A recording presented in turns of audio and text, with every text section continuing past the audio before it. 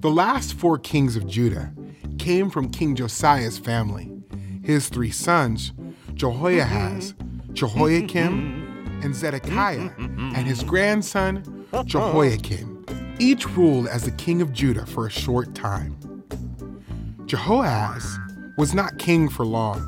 He did what was evil. And the king of Egypt came and made Jehoahaz a prisoner. Oh no. The king stole silver and gold from Jehoahaz.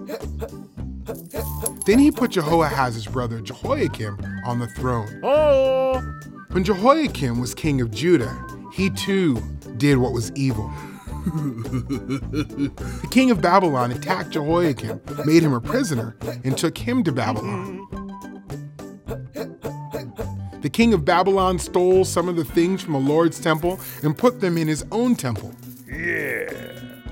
When Jehoiakim was taken away, his son Jehoiakim became king of Judah.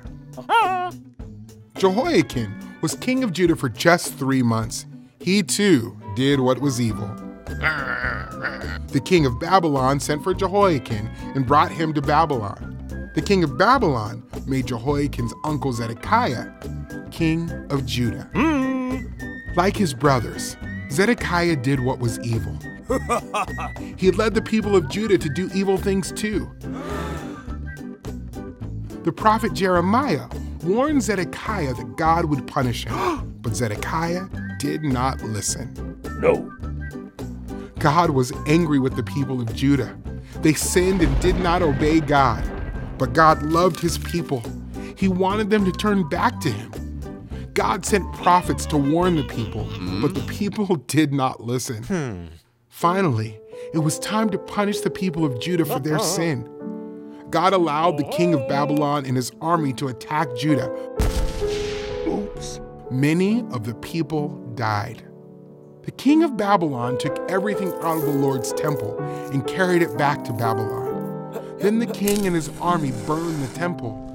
They tore down the wall around the city and burned the palaces. Anything they did not take with them was destroyed. All of the people who were still alive were taken back to Babylon. The king forced them to be slaves.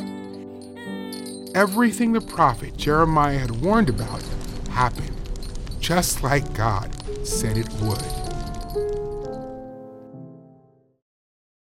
God was right to punish his people for their sin, but he kept his promise to provide a king through David's family.